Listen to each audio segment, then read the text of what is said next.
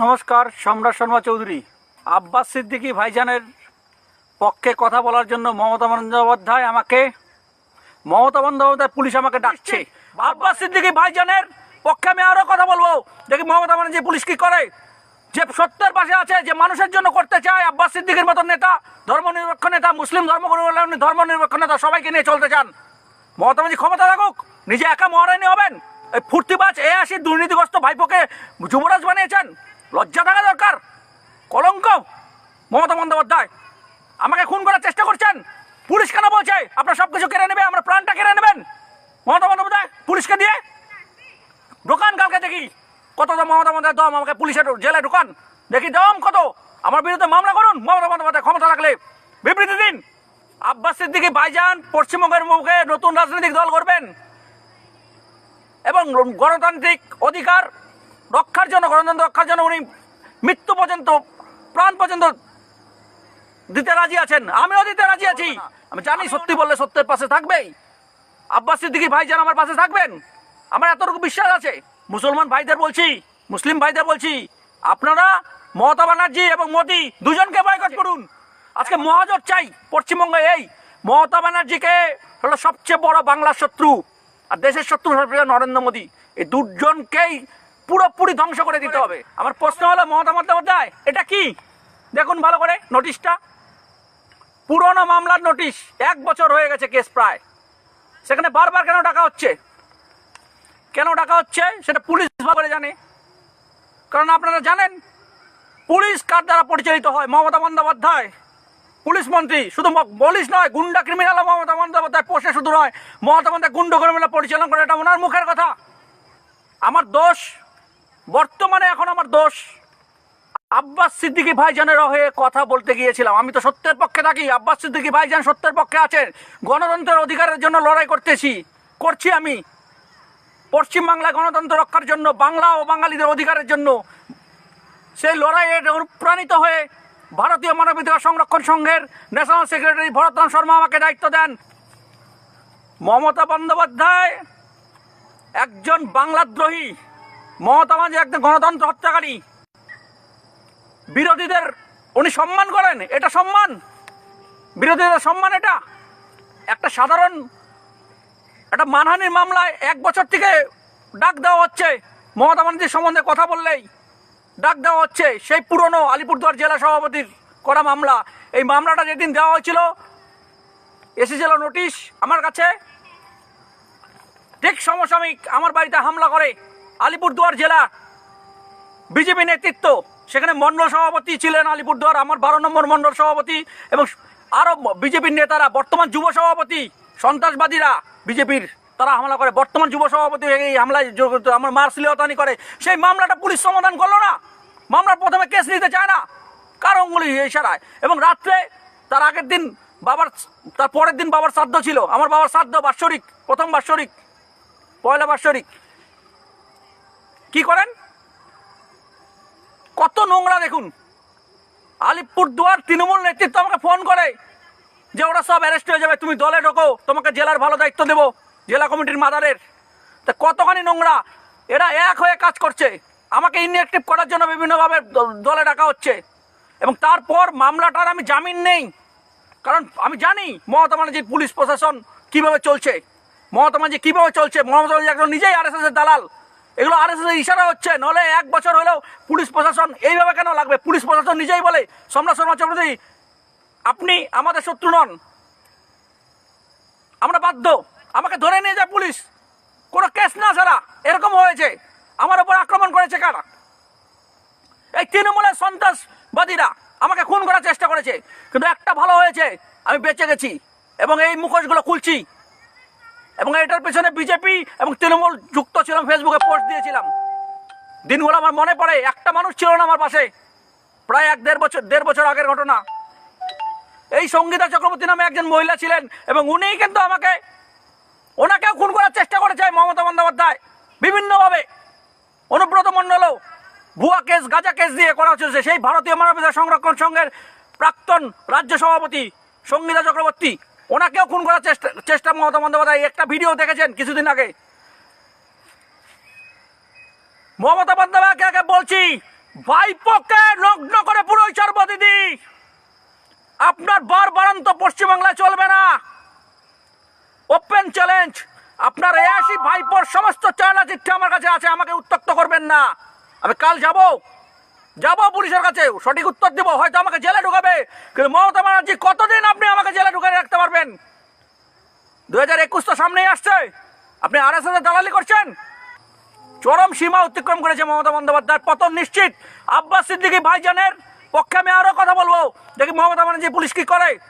যে সত্যের পাশে আছে, যে মানুষের জন্য করতে চায়, আব্বাস সিদ্দিকীর মতন নেতা, ধর্মনিরপেক্ষ নেতা, মুসলিম ধর্মগুরু ধর্মনিরপেক্ষ নেতা, সবাইকে নিয়ে চলতে চান। মমতা ব্যানার্জি ক্ষমতা থাকুক, নিজে একা মহারানী হবেন। এই ফুর্তিবাজ ৮৬ দুর্নীতিগ্রস্ত ভাইপোকে যুবরাজ বানিয়েছেন, লজ্জা থাকা দরকার।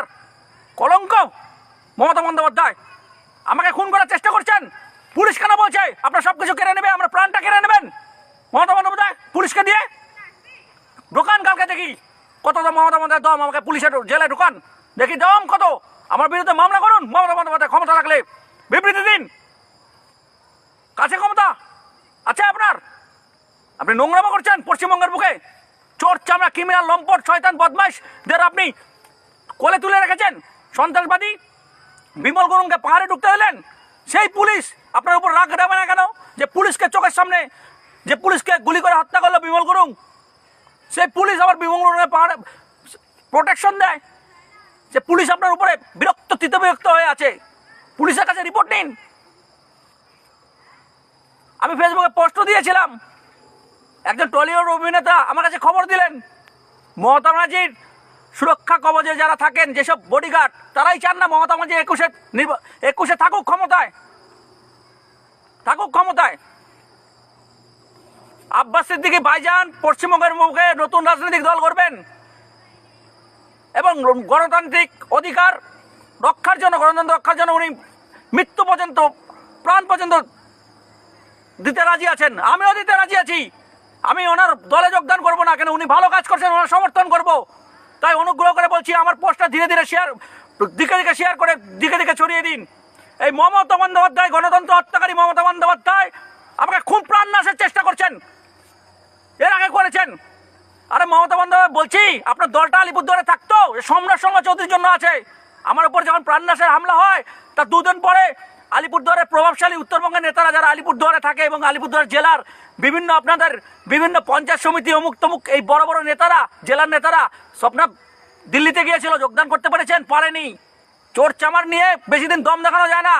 সন্ত্রাসবাদীদের আপনি কোলে তুলে নেবেন, লম্পটদের আপনি নিয়ে সহায়তা করে আপনি রাজ্য সম্পাদক বানাবেন। বলুন, মিথ্যা কথা বলছি নাকি?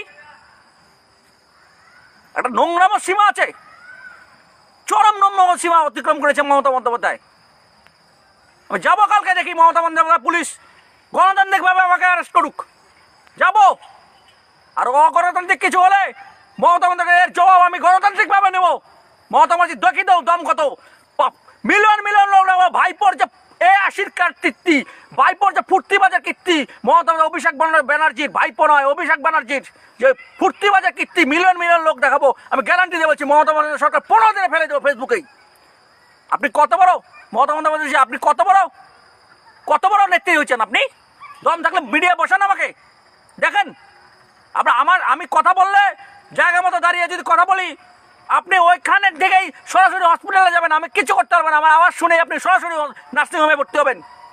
এবং আমি যদি সরাসরি বসে থাকি, কথা বলি সঠিক জায়গায় বসে, মমতা বন্দ্যোপাধ্যায় ওপেন বলছি,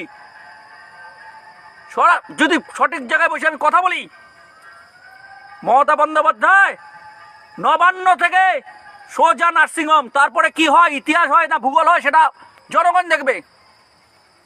এই মমতা বন্দ্যোপাধ্যায় বলছি, আপনার দম আছে RSS এর বিরুদ্ধে কথা বলার?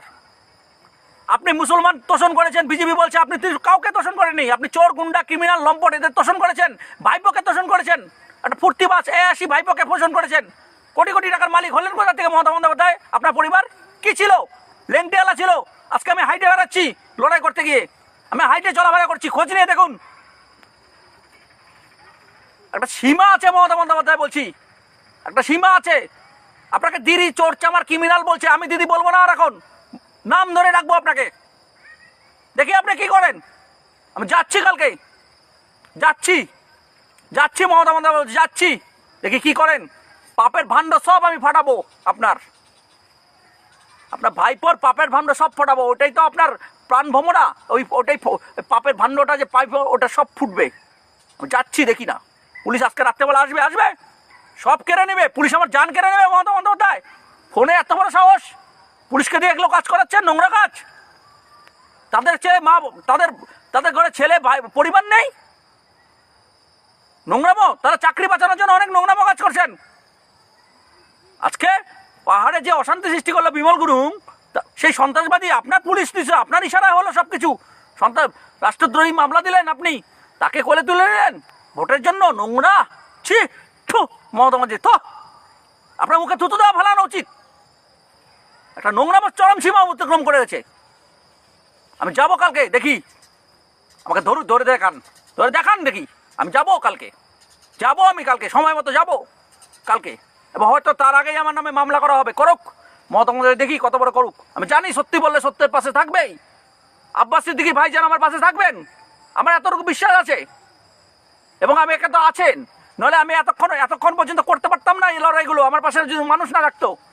এবং গণতন্ত্রের প্রতি যাদের আস্থা আছে, তারা নিশ্চয়ই আমার কথা শুনবেন, তারা নিশ্চয়ই আমাকে সমর্থন করবেন, এটা আমার বিশ্বাস আছে। আজকে মহাজোট চাই পশ্চিমবঙ্গে। এই মমতা ব্যানার্জিকে হলো সবচেয়ে বড় বাংলার শত্রু, আর দেশের শত্রু নরেন্দ্র মোদী। এই দুজনকেই পুরোপুরি ধ্বংস করে দিতে হবে, তবেই ভারতবর্ষ তথা পশ্চিমবঙ্গের গণতন্ত্র পুনঃপ্রতিষ্ঠা হবে। আপনি সত্যি হিন্দু না মুসলমান? কি আপনি? কিচ্ছু না। আপনি একজন চেয়ার লোভী, ক্ষমতা লোভী, দাম্ভিক মহিলা। হ্যাঁ, আমি বলছি দাম্ভিক মহিলা। আপনি মুসলমান উন্নয়ন করছেন, মুসলমানদের উন্নয়ন করেছেন। 10,000 মাদ্রাসা দেওয়ার কথা ছিল, সেখানে কত 235টা মাদ্রাসার অনুমোদন দিয়েছেন। 80টার মতন মাদ্রাসা এখনো পর্যন্ত সরকারি কোনো সুযোগ সুবিধা পায়নি। নাটক দেখাচ্ছেন মুসলমান উন্নয়ন। মুসলমান ভাইদের বলছি, মুসলিম ভাইদের বলছি, আপনারা মমতা ব্যানার্জি এবং মোদী দুজনকে বয়কট করুন, একত্রিত হন এবং যে সমস্ত সুবিধা দিবে তার পাশে যান। এবং যে নেতার মতন, আব্বাস সিদ্দিকীর মতন, ভাইজানের মতন নেতা আপনাদের পাশে সব সময় থাকে, এবং তাকে সমর্থন করুন।